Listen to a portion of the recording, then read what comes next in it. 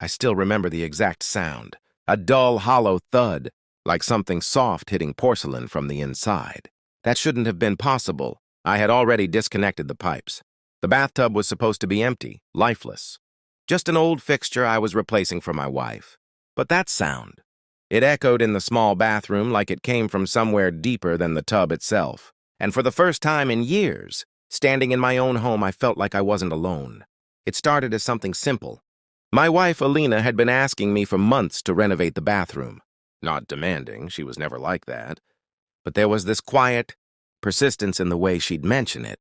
A passing comment while brushing her hair, or a soft sigh when the faucet squeaked again. "It's just old," she'd say. "Feels tired." I always brushed it off at first. Work had been overwhelming, and truthfully, I didn't see the urgency. The tub worked. The tiles were intact. Nothing was broken. But she wasn't asking because something was broken. She was asking because something felt wrong. Looking back, I should have listened more carefully. Alina and I had been married for 7 years.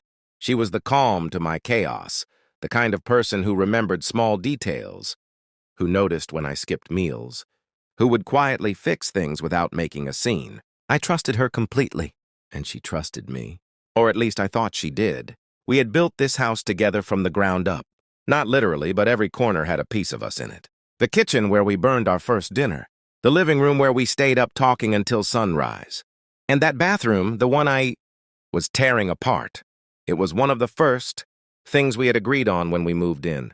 She had picked the tub. "I like how it feels enclosed," she told me back then. Like a small, quiet place away from everything. At the time, I thought it was just a preference. Now, I'm not so sure. The day I decided to replace it, she seemed different. Not upset, not anxious, just distracted. "You don't have to do it yourself," she said, standing in the doorway while I gathered my tools. "We can call someone." I laughed. "It's a bathtub, not brain surgery." She didn't laugh back. "It's just—" She hesitated, glancing toward the bathroom. "Maybe wait a few days?" That was unlike her. Alina was never the type to delay something once it was decided. "Why?" I asked. She opened her mouth like she was about to say something important, then stopped. "I don't know," she said quietly. "It just doesn't feel like a good day." I remember smiling, brushing it off, walking past her with a light joke about bad omens and superstition. But as I passed her, I noticed something. Her hand resting flat against the bathroom wall. Not casually, firmly, like she was feeling something through it. The demolition started normally. I turned off the water supply, removed the faucet fixtures, scraped away the old sealant around the edges. The smell of aged silicone and damp plaster filled the air, sharp and unpleasant. It was messy but predictable. Comfortingly predictable, until it wasn't. When I pried the tub loose from the wall, I expected resistance. Years of sealing and pressure tend to lock things in place. But instead, it shifted too easily. Almost like it wasn't secured properly to begin with. That was the first red flag. The second was what I found behind it. There was a gap. Not just the usual space for pipes and insulation, but a deeper cavity, extending further into the wall than it should have. The kind of hollow space you don't normally see in standard construction. I frowned, crouching closer, running my hand along the inner surface. The edges weren't rough like broken drywall.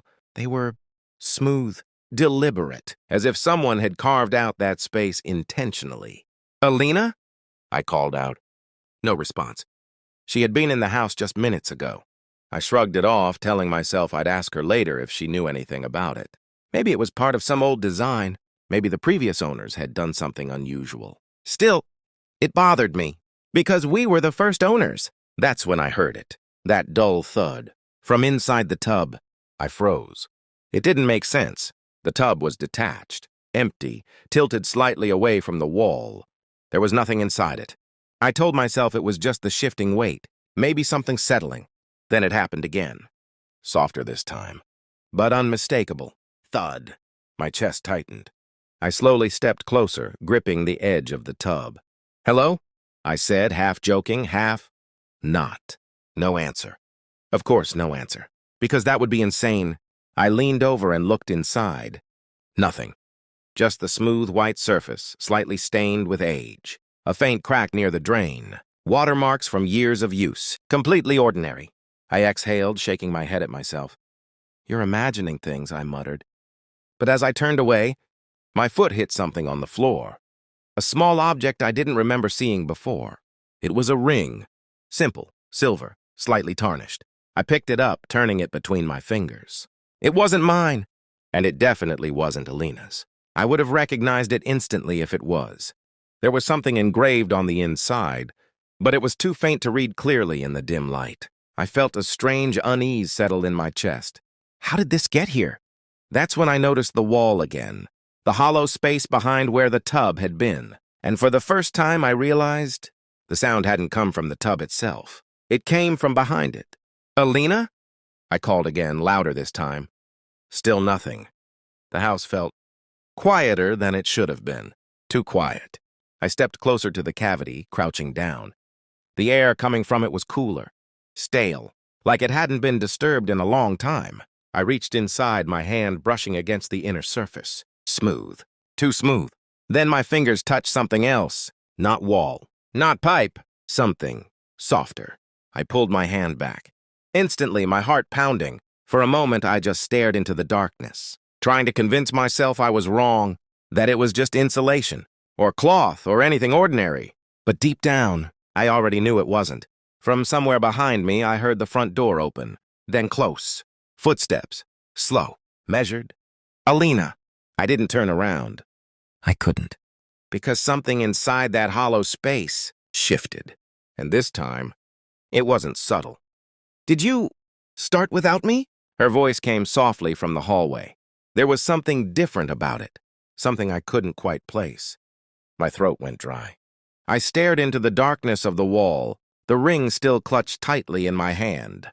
And then, very slowly, I heard it again.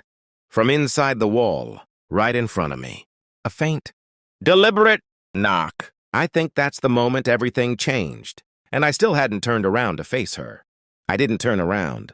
Not immediately. Because the moment that knock echoed from inside the wall, something inside me shifted too. Not fear, not exactly. It was something heavier. A quiet, sinking realization that whatever I had trusted, whatever I thought I understood about my home, my life, my wife, was incomplete. Did you start without me? Alina repeated, her voice closer now. I swallowed, forcing myself to move. Slowly I stood up, brushing dust from my hands as if everything were normal, as if my heart wasn't hammering, so hard it felt like it might give me away. Yeah, I said, keeping my tone steady. I thought I'd get a head start. I turned then. She was standing in the doorway just like before, but this time I noticed everything. The way her fingers curled slightly against the frame, the faint tension in her shoulders, and her eyes, they weren't looking at me. They were looking past me, at the wall. You shouldn't have, she said quietly. There was no anger in her voice, no panic, just certainty. I forced a small smile. It's just a bathtub, Alina. Her gaze flicked to my hand. To the ring! And for the first time since I'd known her, she looked afraid. Not shocked, not confused. Afraid. Where did you find that? She asked. I hesitated. On the floor, I said. Near the tub. That wasn't a lie, but it wasn't the whole truth either. Something told me that right now details mattered. Her lips parted slightly, like she wanted to say something, but the words didn't come. Instead, she stepped forward, slowly, carefully, like she was approaching something fragile or dangerous. You should put it back, she said. A chill ran through me. Back where? Her eyes met mine now, and for a brief second I saw something raw there, something I had never seen before. Where you found it? I shook my head faintly. Alina. It wasn't just the ring. Her expression tightened. I turned slightly, gesturing toward the exposed wall.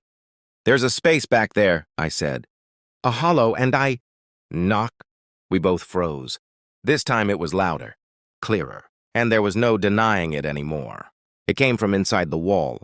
Alina closed her eyes, just for a second, like she had been expecting this moment for a long time, and had been hoping it would never come. You weren't supposed to hear that, she whispered. A strange mix of emotions rose in my chest. Confusion, fear, and something else, something sharper. Alina, I said slowly, what is behind that wall? She didn't answer right away.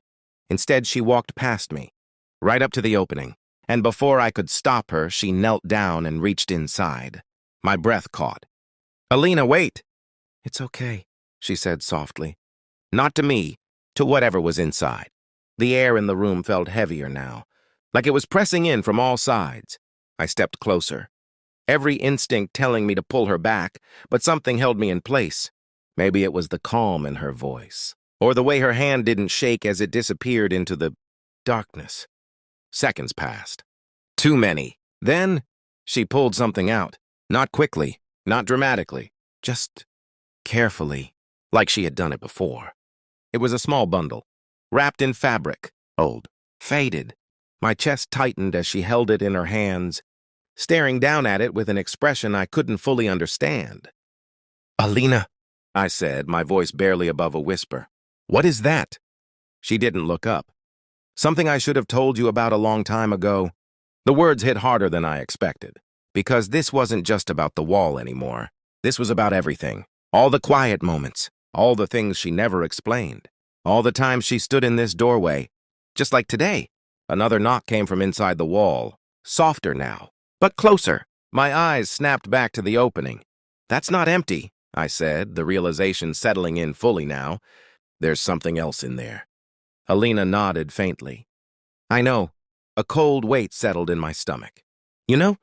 She finally looked at me, and there it was again.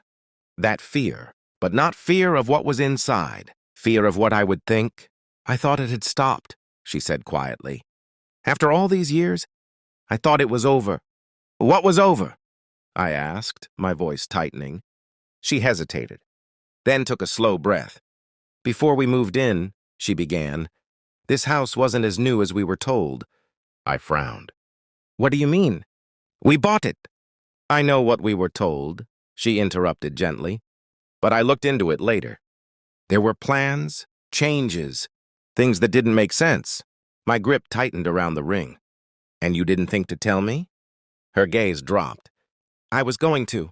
Another pause. Then I heard it for the first time. Silence filled the room. Heavy, unavoidable. "You heard knocking?" I asked. She nodded. "From the wall. Late at night. Always from the same place." A chill ran through me. "And you just lived with it?" Her lips trembled slightly. At first I thought it was pipes. Old structure. Anything logical. Another faint sound came from inside the wall. Not a knock this time. A shift. Subtle, but unmistakable. "But then I found the ring," she continued. My eyes dropped to my hand. "This ring?" She nodded. "In the same place you did." My chest tightened.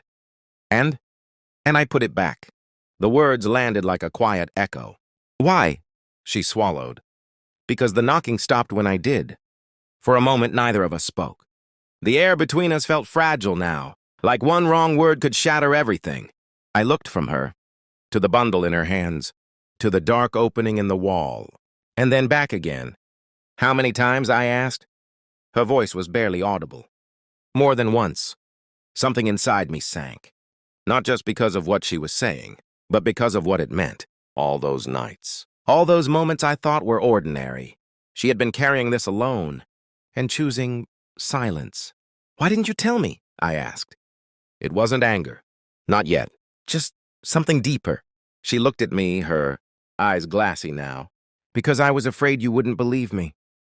Another soft sound came from the wall. Closer now. More deliberate. I stepped forward before I could stop myself. Toward the opening. Toward whatever was still inside. "Don't," Alina said quickly. But I was already kneeling. Already reaching out. Because whatever this was, whatever truth had been hidden in this house, I couldn't stand on the outside of it anymore. My fingers brushed against the inner surface again. Cold, smooth. And then something moved. Right against my hand. Not violently, not suddenly. Just enough to let me know. It was aware. I froze, every part of me screaming to pull back. But I didn't. Because behind me, Alina whispered something I'll never forget. "You weren't supposed to find it." And as I slowly turned my head toward her, I realized she wasn't looking at me anymore. She was looking at my hand, still inside the wall. And then, very gently, something inside the darkness, wrapped around my fingers.